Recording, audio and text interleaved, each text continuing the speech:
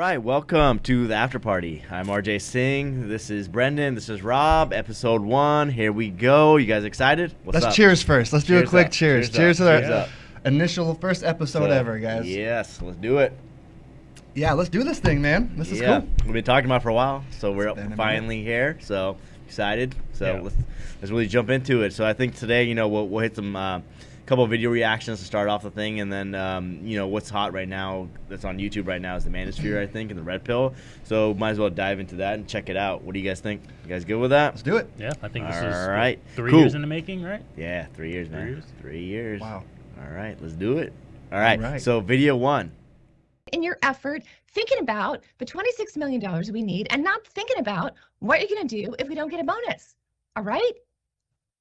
Can I get some commitment for that? I would appreciate that.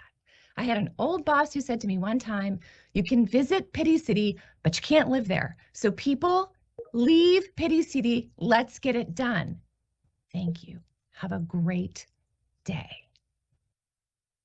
All right, cool. So, yeah, that video right there, CEO of, I guess it's a chair company out in Grand Rapids, Michigan, right? She's the CEO there, and you guys heard it here. Reactions. Let's go. Rob, you go first. Yeah, I think, when it comes to her video and what she's stating out of it, it's almost like a fuck you to the people that actually work with the company, because they're like, oh, don't worry about this. We're making this much amount of money. You should be worrying about different things besides X, Y, and Z. And I'm like, well, that's not going to help me pay my bills. Like, that's not going to, that's all good for you, but how's that going to help me at all? Yeah, I could totally see that from the worker standpoint. I think from an owner standpoint, so I own a tech startup, Joe Coffee Ventures. And I can see where she's coming from. Download it. Yeah, I see the sentiment, because when I hire people for a job, I'm hiring them and they are agreeing to a base salary and the incentives and the entire package that I give them. A bonus is a bonus if the company performs well and I'm able to pay it.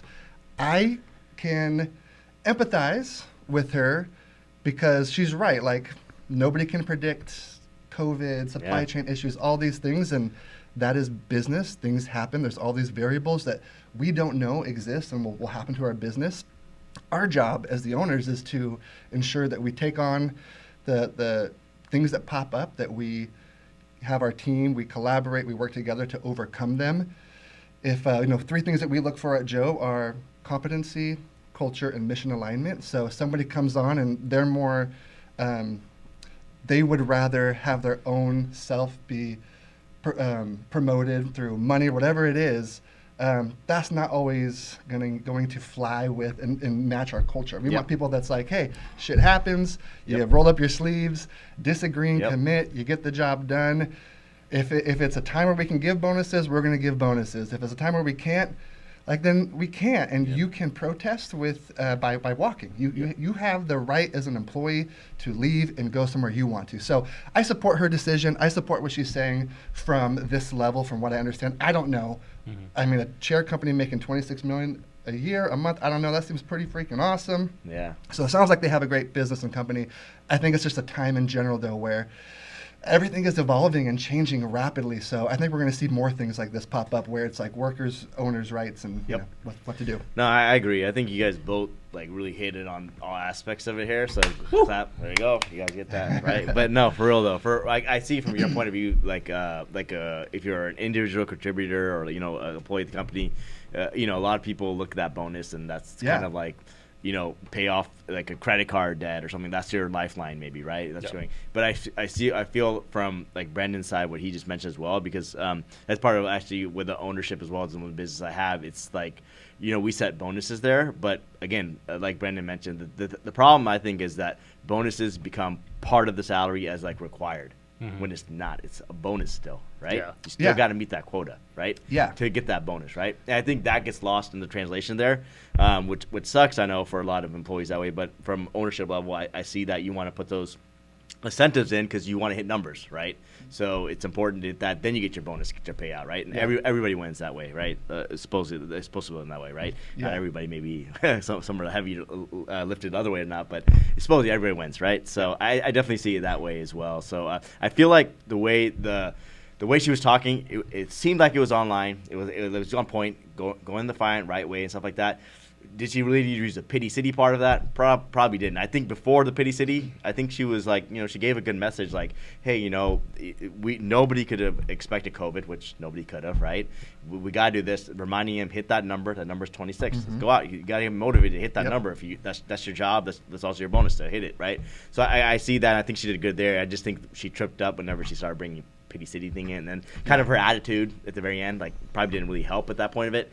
So I think up to that, she was pretty good. She probably should have just cut it off right there, but she didn't. So yeah, I think where it comes a little tricky is if you're someone working in facilities or something like that where you have no control on how well the company does in sales and stuff like that. Is you can't really work harder to be able to help the company, grow better and make those numbers and stuff like that. And when it comes to inflation, the way the economy is going on right now and how much things are rising as far as just cost of living and stuff like that, is those bonuses help out because you'll have the living wage scale that are slowly going up. With the bonus. Companies try to match and everything. So it's really a tough balance, and so everyone's not going to be happy. I will say on that though, like you mentioned, inflation's going up and everything. That's kind of where you're like she was talking about bonuses. She didn't talk about raises. We don't know what happened with raises. Maybe they all got decent raises, right? We don't know, right? That could match the inflation that you're talking about, right? To go, I think that's kind of what's supposed to match the inflation. Bonuses are probably just the extra part of it. But in the end, I guess it's just like you said, if you're a janitor, you're not tied directly to that. I think that's maybe if you sign on for that job and your things you're doing that and your things associated with a different group. I mean, that's you signing the dotted line there, right? Yeah. You kind of know that. You can be busting your ass working 60 hours a week and stuff like that, but you have no control of how well the company does overall, and so that's where it's a little tricky. Yeah, and I think that's kind of where you go back to maybe renegotiate or there's other companies out there to find one that can deliver. I mean, that'd be something. If I was like, I'm just using your example, but I'm using it, but like a janitor, right? Yeah. If mine's tied to the sales of the company, I'd kind of be like questioning a little bit because like I can't. But again, same time, the janitor probably rode a good wave, right, with those sales beforehand, right, as well as I don't know, right. I just read Netflix No Rules, and they have a really cool philosophy because I think that we forget that your bonus isn't a guarantee. Also, it's a privilege to get a bonus. So if you're accepting a job offer that has a bonus, you should be budgeting your schedule or your finances around your base salary, not your bonus. 100%. The other thing here is I really like how Netflix approaches a whole bunch of stuff in general, but specifically their pay. So they have this philosophy of we don't give bonuses. We hire you for a job, and if you kick ass at it, we're going to pay you more money. So there's no bonuses. This is guaranteed money. So I think this is going to be an opportunity right now where we have people working from home, hybrid, remote, whatever it is. Things are going to evolve. So I think you're right. I think she definitely went. She lost empathy for her employees when she went to Pity City. I would hope I would never do that, but I can see where she's coming from. I see her sentiment, and I think what we're going to see now is just the very beginning of an evolution of how people in different industries are paid and compensated. So real quick, I think we all gave our opinions on that real quick. Now, does this change everybody's argument here? Just want to know. So she gave that speech and everything, right? And her base salary is $1.1 million, which she signed for, which is part of her thing. I think she ended up getting $5 million. I think she got like a $3 million bonus. So she got a bonus, but the employees did get a bonus. Now, again, structures could be different in the contracts, hitting different milestones. But does that change? It might not. It might do. I'm just curious. Yes. What do you think? Executive performance should be equal to company performance. So if company performance is going down, you should not take a bonus. Also, I think as a leader, like Leadership 101, you pay the people that do all the work first. And like for me, I'm one of the lowest paid employees at my company because I want to utilize the capital to pay other people so we can grow more, and I want to make sure that they're taken care of. I eat last. And I think it sounds like she's eating first. And so, again, if I was at her company then and I heard that, I would protest by leaving the company. Everybody has their right to leave the company if they don't believe in leadership. So, I don't know, Rob, what do you think? I think it really depends on the company and their motto when it comes to the employees and how they want to do things. I think hearing those numbers, it definitely affects someone if you're on the lower, or if you're on the one of those workers where you're the one doing all the grinding and the higher ups are just making money off your back. It changes things a little, but like I said, I can totally understand both sides, and it's like I said, it's a really tough balance to please everybody. It's really tone deaf though to say I have $1 million bucks a year. I'm gonna get a $3 million bonus, and then you guys are who Pity are City. Paycheck to paycheck, barely make it and by. Get out of Pity City. Get out of Pity City. So, I'm making $1 million and I'm getting a $3.9 million bonus or whatever. You guys need to leave Pity City because I'm getting paid. I would challenge her. I would say I challenge you to reduce your pay and use that to give bonuses and keep your employees happy, because the cost of losing those employees and hiring new exactly. I think that goes where, like you said, with leadership is like, or if she's getting the bonus and she's saying that's kind of flawed leadership, because like you said, you want to give back to the people that are like hands on the ground doing the work and selling and sales, market, all that stuff. You want to really push it to them right there to keep the company. So absolutely. Could you live off a lower person's salary if you're that person's position in the company? So one lesson I learned when I started doing my startups was one of my advisors, Eric Doble, if he's watching this, what's up? He said, life is all about options and obligations. And he goes, the younger you are, the more options you have and the less obligations. But as you get older, you have kids, you have a mortgage, you have more obligations. It reduces the options and the things in which you're able to do. So if she made the decisions to increase her lifestyle to a point to where she had to have that income, and her business is not supporting that, she needs to be the one that adjusts her lifestyle to keep her business or sell it or remove herself. So it doesn't seem like it's fair to people that are making the income for the company to not get the bonuses, and you do. And I don't know, it's hard. I feel like the one thing, like I agree 100% what you're saying there as well. Like if she needs, like you're saying, if you're asking can you live off it, she should be able to or adjust to it. But I mean, as we get raises, of course all of our lifestyles go up, right? But I mean, like you said, if you're tied to a chair company and coronavirus hits and office work's gone, it's gonna hit you, right? You gotta adjust. But the one thing I know with I don't know if she's a founder. I think she's just a CEO, but like a founder, owner, whatever, or even the CEO, founder, whatever. You take on quite a bit of risk as well, owning the company and running the company. If stuff happens, the board's looking at you. Everybody's looking at you. Like, what happened here, right? So there's a certain amount of risk and tireless nights, thinking this problem, being up on weekends if something going wrong, whatever, that you got to be paid for having that stress, right? So I feel like there's that part of it as well. But again, but she's also being compensated most likely with a lot of equity. So that's good point. So I do that. I take less because I'm making a gamble on myself that it's going to pay off, and that I'll benefit later on when there's a liquidation event or a cash sale or whatever it is. And so But let's be real. She's 1.1 million. That base she's salary. Not suffering. No, she's not suffering, and she's in Michigan, right? And but she's getting a total payout of $5 million. She ain't suffering. She's not suffering. But everyone else is Pity City. Everyone else I got Pity City. All right, cool. All right, I think we kind of hit that one pretty good. I think we're good there. Let's go to video 2. Target.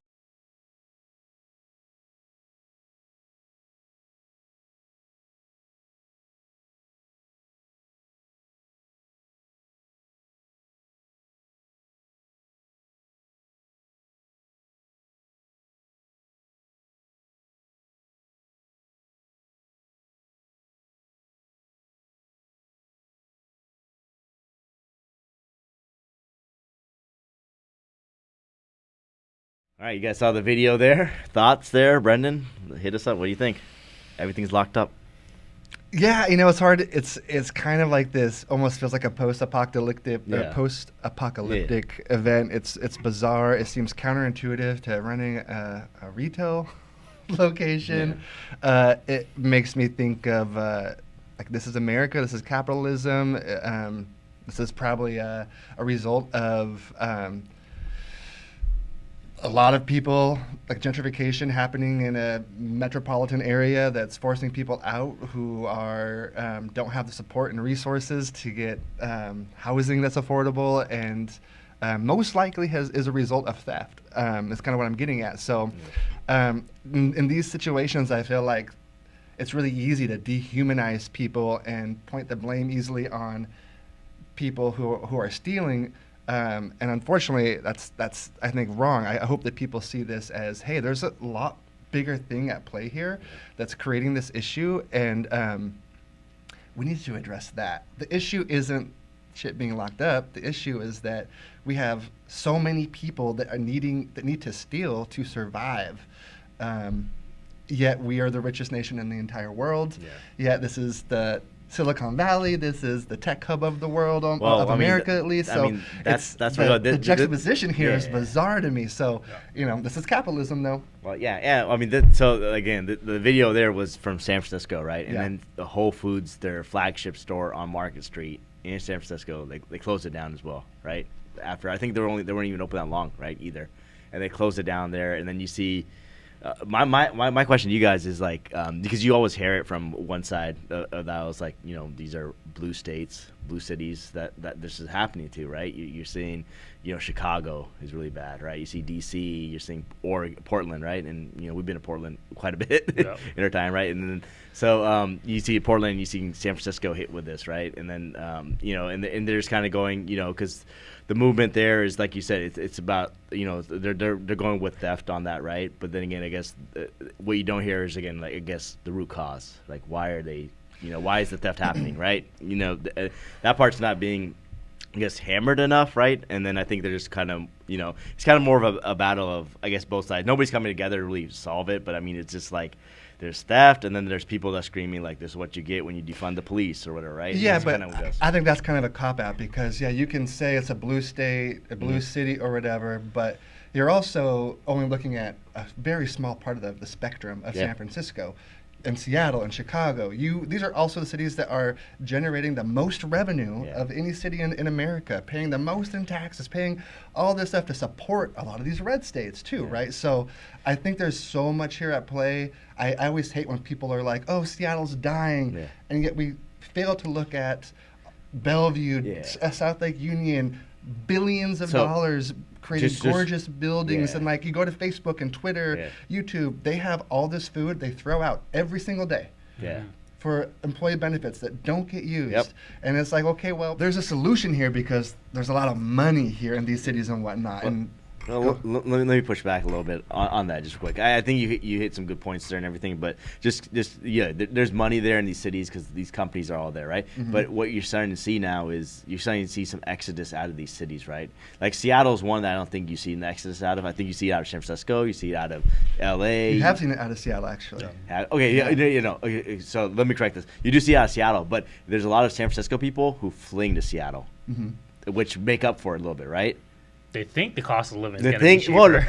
So let me just go off on that. That's not my major. That's not my main point. But regardless, it's okay. Nobody's coming to Seattle too. Let's just say that too. Even that too. But then you're seeing them leave San Francisco. You're seeing them leave the place, or Portland, right? You're seeing them leave D.C., Chicago, New York, right? You're seeing them leave that. Okay, maybe not Chicago too much. I don't think about. I know like New York, L.A. You heard that, right? Where are they mostly going? They're mostly going to these like Texas, right? They're going to Florida, right? So they're kind of moving that way too. So and some of those companies are going to probably move out of there, right? You're seeing some people. You're seeing like Elon Musk, has a couple companies, right? You probably see him move some of them out, right? That are already there, like Twitter, probably eventually. I'm assuming he'd probably move that out.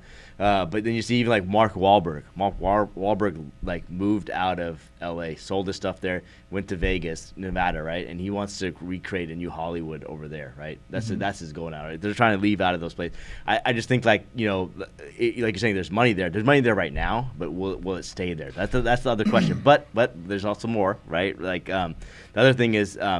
While you're correct, there's money there, but has like some of these like the city council, have they used it effectively? Because I think that like Seattle, for example, right? I think there was the Amazon tax. There's like whatever there is other stuff. My thing is like I feel like companies will give money if it's used properly. I don't feel like we're not seeing it being used properly, right? Or they're doing a bad job communicating it, right? That's from my point of view. That's kind of where I see it. Well, I see what your points are, valid. And Rob, I don't know if you want to jump in on that, but I just want to rebuttal that a little bit. I think, again, let's think about what happened a couple of years ago. Yeah. COVID. Global pandemic happened. Yeah. Changed. Everybody went from commuting every single day to now being remote. People moved away because companies said, fully remote forever, go anywhere. Good point. Yep. I did that. Everybody moved, but guess what? The company is still headquartered there. They still earn revenue based on that. They should be paying San Francisco city taxes and whatnot. But I think the issue is these large corporations.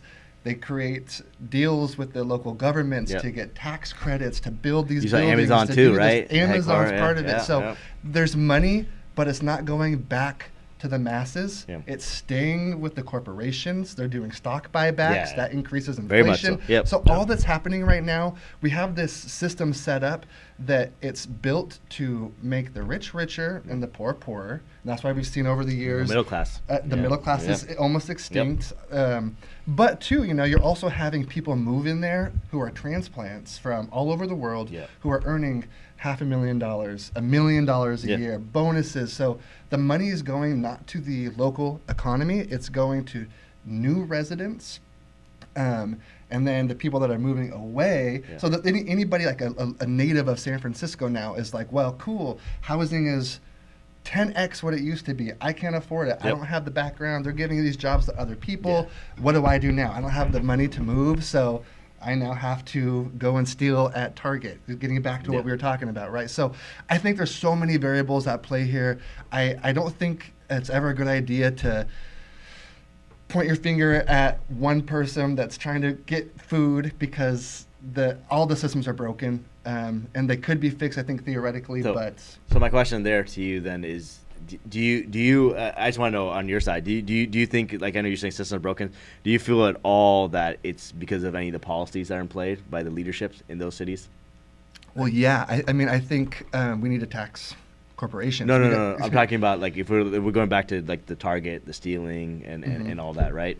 Do you think there's any, like you're saying, people are stealing just to live off of, right? I mean, I think there are people doing that as well, but I feel like there's also some of them that there's a certain limit you can steal to, but after that you can't be prosecuted, right? So people are rolling in there doing that. 'Cause I know a couple owners of, like, of shops and stuff like that are frustrated with that because 5 people come in, they all steal to the certain max, and they leave, and you don't charge anything. You get they're under the whatever the threshold is, right? For the charge. You got things like defunding the police, where you can't have actual staff, security guards at a store where even if they are staff, they literally can't do anything because of whatever laws are set in place. Where exactly you walk into a Target. You see someone walking out with a bundle and stacks. You see some of those X, Y, and Z. You literally just have to let them pass by because you can either get jumped, you can get fired because you intervened, or things like that. And let's be honest, people are taking advantage of that. There's people, they have riots going on in Chicago and stuff like that. And while the riots are going on, people are, raiding the Nike store. If there's a flood in XYZ location, people are raiding X, Y, and Z store. Some are for need, some are taking advantage of stuff. Do you really need a bunch of Nikes when there's a mass flood going on versus food? You know what I mean? Totally. And you go to, like, Seattle, right? Our Nike downtown stores closed because of theft. That was the main thing, right? It's like that's not something you necessarily need, right? Nikes, right? So, well, guys, this also, I just want to point out, like, this isn't just happening in major cities in America. It's also happening in every small town. We just look at the publicity, the everything across. I mean, people are stealing in Benton City, Washington, as we speak, at the local dollar store, right? So, like, this isn't. It's really easy to, like, be like, oh, I see that, and that's horrible, and blah blah blah. These people are bad, and this is happening everywhere. This is a global pandemic. Nobody's. But I want to real quick. So, I forgot who it was. Was it? I don't know. I don't want to say it's wrong either, but I don't think it was the San Francisco mayor, but it was somebody in San Francisco that's in leadership, who they showed her tweet out, defunding the police, I support it, blah, blah, blah, on Twitter. And now she has a video begging for more cops. And she's saying, we need more cops. We calling, the cops are not coming, and they don't have enough cops. And it's just kind of a total switch of things there. But I think the whole term defunding the police was Whoever on the Democratic side was like, let's call it this. Horrible job. Defunding the police is not what they want to do. They want to fund police to not have police be responsible for every type of and I agree with that. I 100% agree with that. And like better training, and like we shouldn't just give money to like oppress people and arrest and destroy communities. We should be giving money to experts to de-escalate situations. We shouldn't. Cops should really like. Let's look at other countries across the world who police officers and whatnot, in Scandinavian countries. There's a blueprint on how to do this. From healthcare to everything, right? I mean, if we got universal healthcare and free college education, I bet you a lot of this theft and stuff would go away because we provide opportunities and education for the people. And that's all that we're asking for here, I think, really. But I agree. Agree with that, man. I think what it always comes down to is who's going to be the one paying for it. Someone's going to be taxed for it. And so, upper, middle, lower, who's going to be paying for it? Who's willing to do it? Yeah, and I think this is the thing. The middle class has been, so trickle-down economics was a scam in the 80s, and that's when mass amounts of wealth has been redistributed from the middle class to the ultra-wealthy. They then cut the corporate tax rate. They did all these things to allow, I hate to say it, white men stay in power because they are the dominant hegemony of America, and that's not going to change unless we fight, kick, scream, and make some changes about it. We get money out of politics. We these things we can solve this stuff, but we're in this whole political.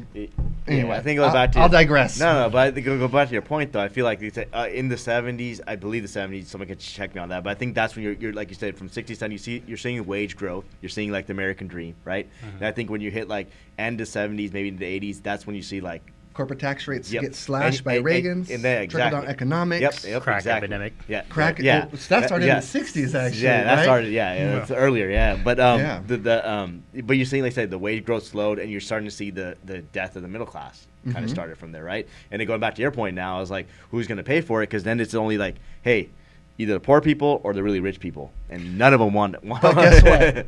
Elon Musk just lost $13 billion the other day, and he didn't even blink an eye. So guess what? A tax on the rich is okay, but the rich, what do they own? They own media. All of our social media, all of our news media. So who's really controlling the narrative here is the billionaire 1% class that's loving that we have people fighting on Twitter and not talking about actual solutions. We're fighting about sound bites, who's right and who's wrong, and who is more corrupt, the guy that fucked a porn star or 100%. You know, so it's like or the old man that's creepy with young children. So we're battling over that rather than being like, you know, it's just. But Brenden, ridiculous. those are our best candidates, all right? Man. That's sad. Man. It's a crazy world, man. Crazy world. But all right, I think we kind of hit that topic pretty good, right? So I mean, there's just a lot to unpack there. I think we all hit some good points there. So maybe we bring it back on and talk a little more deeper on that next time. Yeah, that could be its own podcast, right? Yeah, absolutely. 100%. Absolutely. So okay, let's jump into our main topic, which I think is like pretty much the hottest topic right now on YouTube, or the not the hottest, but it's growing the fastest, is the Manosphere, right? And specifically, I guess, in the Manosphere is the red pill, right? So I think we jump into that and see, you know, ask a couple questions and kind of dive deep into that. I don't know, Brenden, you kind of were listening to some. I think we all kind of, you know, listened into it. So I just want to see kind of what your definition was. I know, Rob, you had a definition you wanted to share as well. So go hit it. I want to approach this from. I want to be curious, and I would love to hear, Rob, you had a great definition. I did a little bit more research on this, educated myself. But yeah, I want to approach this from a curious point of mind. So, Rob, educate me on what the Manosphere is. Yeah, and so I think nowadays, especially with social media and stuff like that, you hear those key buzzwords, Manosphere or like red pill, blue pill, and stuff like that, and a lot of it has a lot of negative connotations when it comes to hearing those words. And so I think kind of the best way to describe it is, you know, really kind of the foundation when it comes to like the red pill and the Manosphere is really a forum and a platform for men to be able to talk about things that are concerning just the men's, the men's side of things when it comes to whether it's politics, you know, the way that, you know, we move about our day-to-day basis and things like that. One of the big things that it seems like, when it comes to the red pill and that they, really own upon is becoming better of yourself. There's a lot of aspects when it comes to man and, the way society feels like they should be versus the way that, expectations are when it comes to be a male in today's society. And so a lot of things that they talk about when it comes to, that side of things is I'm talking about, bettering yourself. Getting your papers in order was a pretty common one. So if you're out there, you don't have, your driver's license, your tabs are expired, things like that. One of the things they hone on is, getting your stuff together, because all it takes is, you getting pulled over, you don't have your paperwork in order, then all of a sudden, you're, going to jail, or you're getting, ticketed and all that fun stuff. And other things they talk about is, getting your health in order. Independence when it comes to, money and things like that, So Rob, just really quick, because the Manosphere is big, right? It's not just like certain like I think we're kind of just wanted to clarify as well as for everybody along. Are you clarifying? Are you directly looking at just like the red pill part of it? Or are you looking at the whole Manosphere, like your definition you were talking about right now? I think I'm focusing a little more on red pill. I mean, you have MGTOW, men going their own way. If you're not familiar with what that term is, you have the red pill, the purple pill, black pill, and things like that. There's a lot of different avenues, and a lot of it's dealing with like. A lot of it comes back to like the Matrix. You have the red pill where you can see the truth, when it comes to science things, and then the blue pill is where you continue on with the way that things are going right now. So there's a lot that comes down to it. We'll define that out. We'll display something on the screen that talks about the definitions of what one side of the red pill is, and so I think Brenden has another. Yeah, definition. Rob. That's really interesting stuff. I think from my understanding, what I've come to learn, and let me first off by saying, like, I don't know if I'm a subject matter expert in this by any means. I think none of us are. Yeah, good, but what I've come to understand is that the Manosphere kind of stems from the concept of a blogosphere. So it's an online community of men who have certain beliefs, and they are going to range on a spectrum, right, all the way from incels, which is like involuntarily celibate individuals who sort of actually blame women for them being unable to attract women. So rather than taking accountability, there's more of a victim mode. All the way to the other side here, which Rob talks about, which is the red pill, which I think is really concentrating on, hey, there's some things in society that put men at a disadvantage, right? And it's making sure that like men, do these things to better yourself. And I do think that there's some positives there, but I think it's really important to point out that let's just look at the history of America or the world. Who have all the kings and rulers been? Who have all the presidents of the United States been? Who have typically generally been rulers of governments, local governments, etc.? It's straight white men. So I don't buy into the fact that women are somehow at fault for my individual failings at life, right? I think it's general, I don't know if it's red pill or just general knowledge that like, hey, this is your life. You have the choice to do good, better yourself, work, etc., or be a victim and point blame at everybody else. So there's a spectrum here. I think there's attempts at creating some good, like, as a divorcee myself, I can subscribe to some of the things like, the systems aren't set up to where I get the same unbiased approach in a legal setting for custody for my children as a mother does. But that's not because of women. It's because, well, women are mothers. They are the most nurturing. They are the lifeline. They were giving them life for 9 months plus. So there's a lot more there. And I think it's important that we don't. It's really easy, right? In nowadays culture where everything is behind a screen and nobody... Keyboard warriors. Nobody's seeking to understand the other side. They're seeking to make a statement and punish the other people because they can bully them and dehumanize them because they don't make eye contact. Because once you know somebody, it's impossible not to love them. And so, unfortunately, I think the way in which we've evolved as a human society with technology and social media, that's the detriment here. Yep. I don't want to point out and 100%. say red pill or black pill Yeah. or bad people. They feel that way, and that's 1,000% valid, right?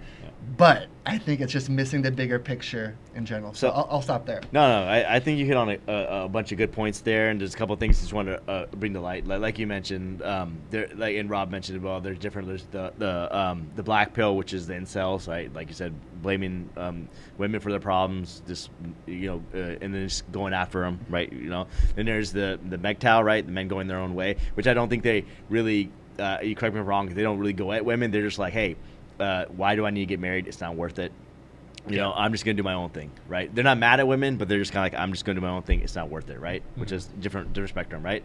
Then there's the red pill, right? Which, like you mentioned, it brings up what's, like you said, there's some unfair stuff for men, right? But it's not about dwelling on the unfair things. Like, hey, too bad. That's what it is. Now, what are you going to do about it? And it's also about, working on yourself first. I think that's the key part, right? Working on yourself first. If you're just listening to it to trash on women or whatever it is, you're essentially, I don't know if I would say you're essentially like a black pill person then, right? You're just going there for that stuff. You need to work on yourself. You're not going to put yourself, work in yourself. It's not worth it. There's a guy, it was a YouTube channel, I forgot what it was. It was really good. And he's talking about, I don't think he wanted to be red pill or whatnot, but he ended up doing it. But he said there's kind of a process if you really go through it. And it's just like, you take the pill, right? Because you're listening to everything, you're taking the pill. But a lot of people get it stuck in their throat, right? They don't swallow the whole thing. So they don't digest it. They don't digest it and understand, like, hey, these are all unfair stuff that we go. But, hey, you know that now, right? Yeah. You know that now. So, and again, all those stuff's unfair. That's fine. But work on yourself and do what you can control and better yourself. And everything else will come to it. Don't chase just like women. Don't chase like that kind of stuff. Just work on yourself, and that stuff will become abundant and to you, right? If that's swallowing the whole thing. That's the way I think, right?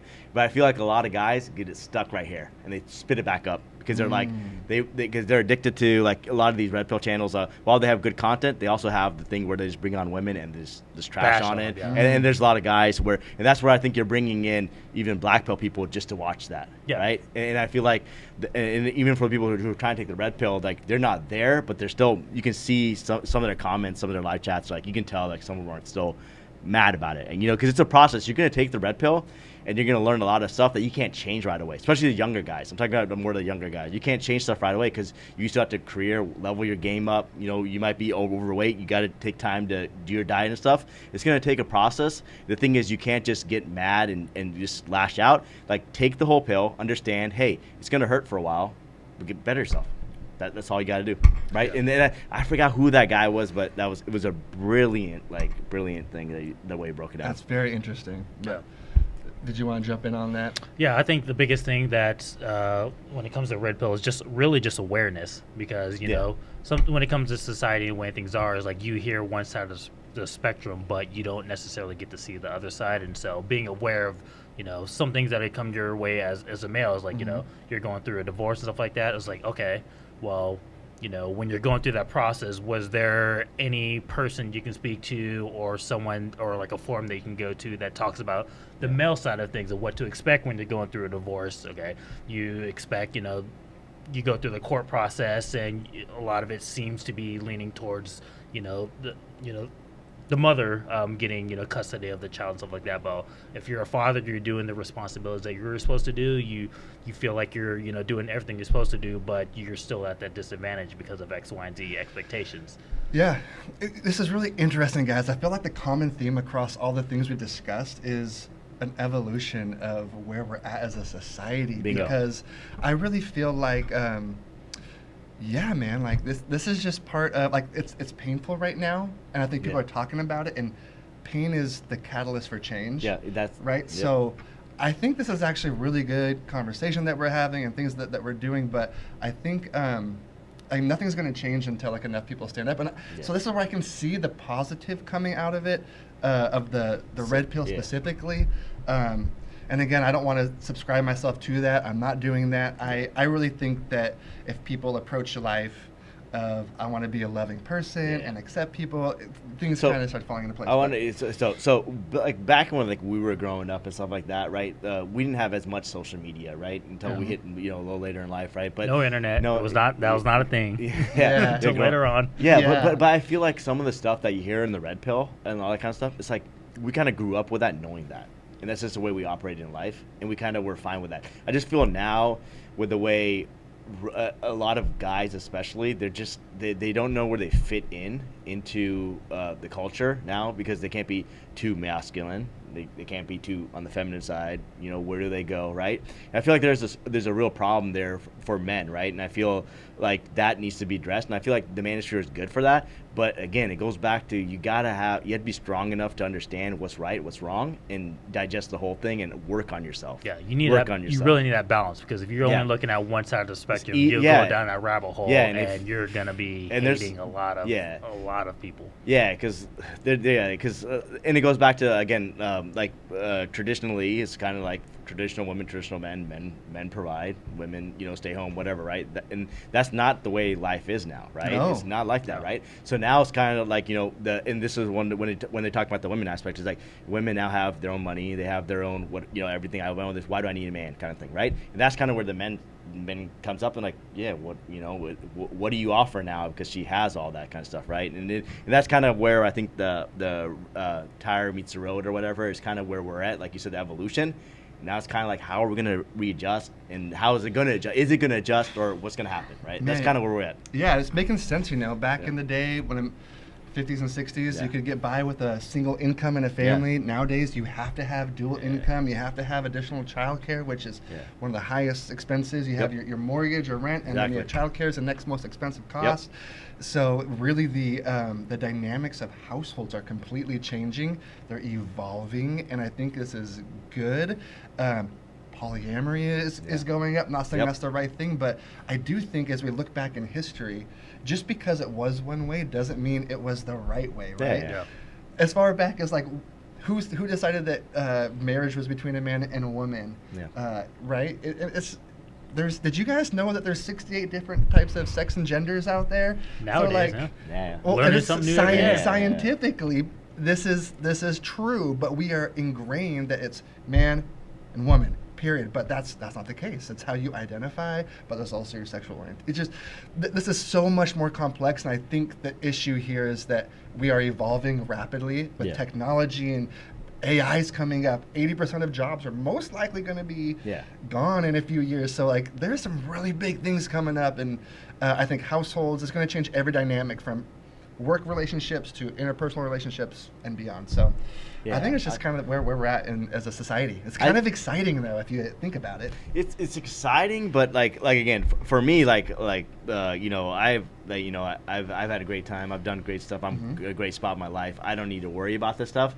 But man, my heart goes out to some of the younger guys out there right now, because I do feel like there is a problem there for younger guys and stuff going on that isn't just being talked about or isn't even allowed to talk about. Like the red pill thing coming out in Manosphere, I feel like a lot of people are just going to the hate part of it, but there's a lot of guys that don't have a dad. They don't have, a father figure to look at. They don't know how to run through life like that, right? And they need some guidance. And I think there's some good YouTubers out there that do that. Unfortunately, there's so many grifters out there, grifters, right? Out there, but I think that's something that needs to be talked about more, is kind of the crisis of young men right now, because I feel like, I guess going back to like what the saying, I think it was on Joe Rogan or whatnot, was that strong men create good times create weak men, weak men create bad times, right? And I feel like some of the stuff with social media and some of the lot of, because again, if you go to some of the stats, like they even bring out, which are showing like the women usually date higher, right? Let's just say for the guys, right? And guys can date down. There's a big chunk of guys who are just lonely out there, and they're not working on themselves, so they make stuff even more worse, and just sedating themselves with porn, video games, right, and just eating like shit, right? And unfortunately, I think that also links to some of the shootings you see out there, some of the mass shootings, and some of the other dangerous stuff that comes out there, right? And I feel like red pill might not be the answer, but I feel like there is some kind of crisis there, especially with young men. That we have a mental health crisis in America. We have so much we got to do. we don't have enough healthcare professionals to service the amount of people that need healthcare, mental health care. Every single American should have a therapist, and we don't have the infrastructure available to do that. And so I'm glad that you speak about that, because I think that is the core of the issue, along with things like money and politics, not investing in education, yada, yada, yada, yada, right? There's a ton. For-profit prison system, right? All these things are contributing to this situation that we have here. Our food system, our supply chain. We're feeding Americans not even real food. No. 90% of the shit in grocery stores are not nutrient filled, and so when your gut is responsible for your overall health and well-being, and we're putting processed sugary foods in it, shit's gonna get bad. So I think we're just reaching this tipping point, man, where... Yeah, and I guess it goes back to your point. We're at an interesting time where, like you said, it's going to be interesting to see which way we tip. Yeah. Right? That like you said, I really think we're at the tipping point. We're just with everything. Not just as, like, management, but with everything combined now. We're really at a tipping point, and just which way are we going to tip? But here's what I want to say, too. Yeah. As you're talking, I'm like, man, there's some really big issues in America right now, and this feels really gloomy and dark, but... this is probably one of the best times to be alive ever. Yeah.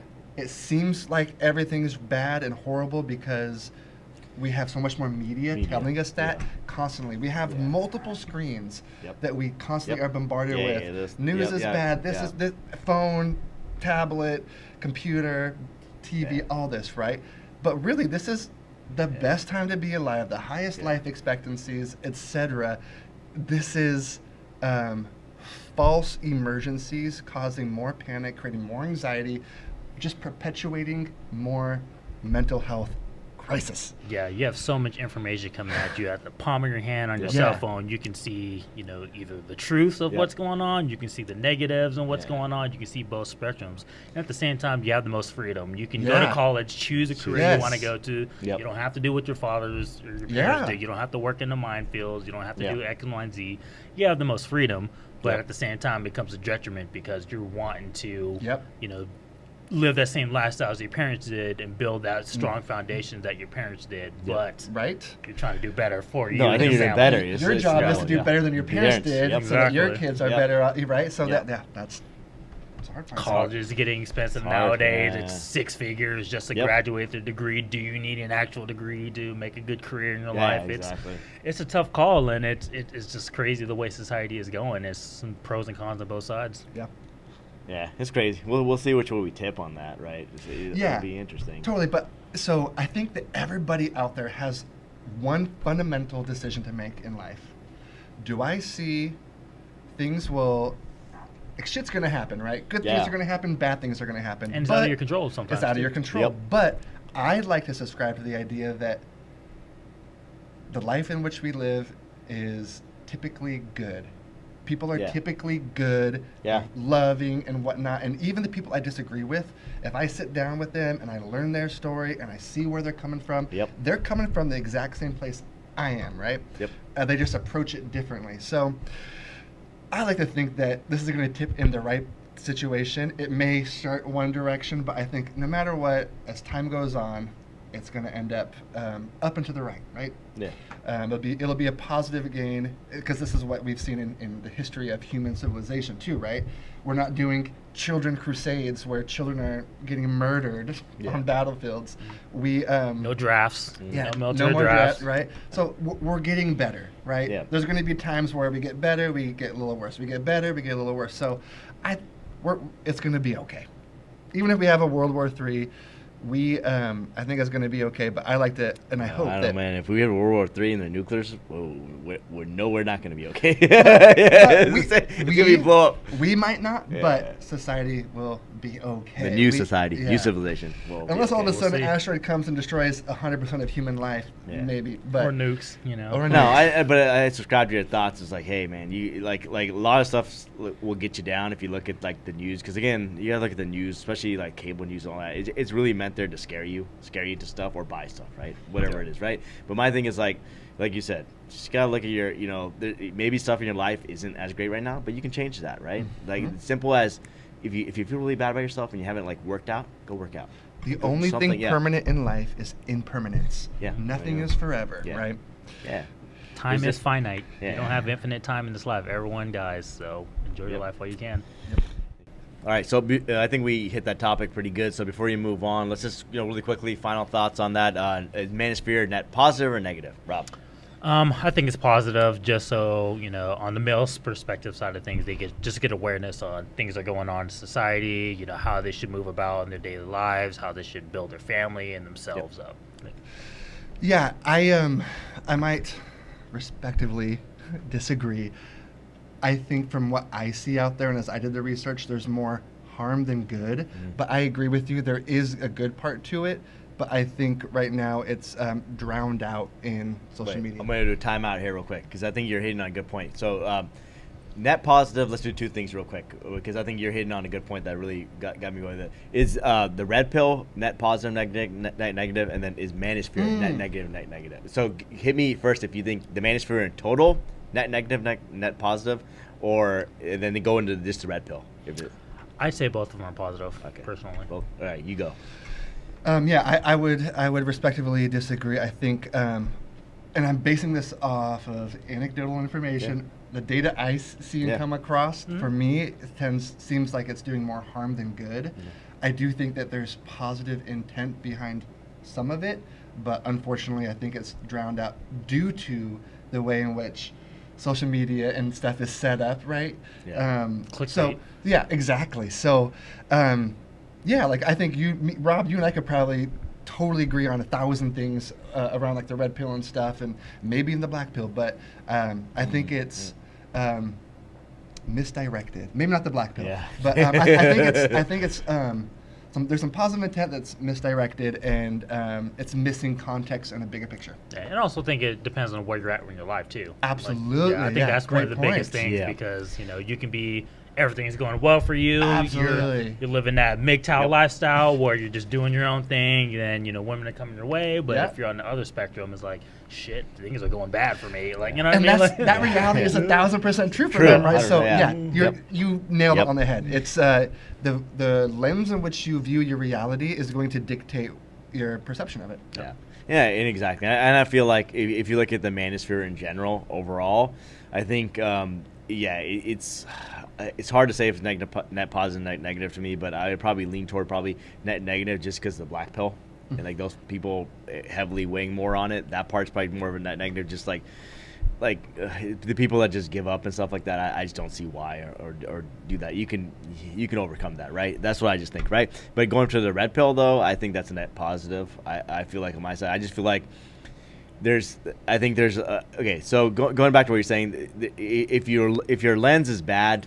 everything's gonna be bad. It'll be net negative. No matter what you watch, it's gonna be net negative, right? But if you're going there, let's just say, open-minded, like clear mind, clear heart, clear whatever eyes, whatever it's called, right? Yeah. And you go in there like that, and you're listening to it and you're digesting it. Like I think the red pill could be great for you because it's just telling you. Because I think the red pill more than anything is telling you like, hey, this stuff is happening, but you need to focus on yourself and you need to better yourself and find joy in yourself. I think that's the key that should be. Right? And I think a big part of the red pill too is like have respect for yourself. Yep.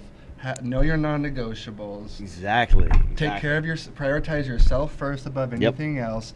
And so that's where I think there's a lot of positives and whatnot.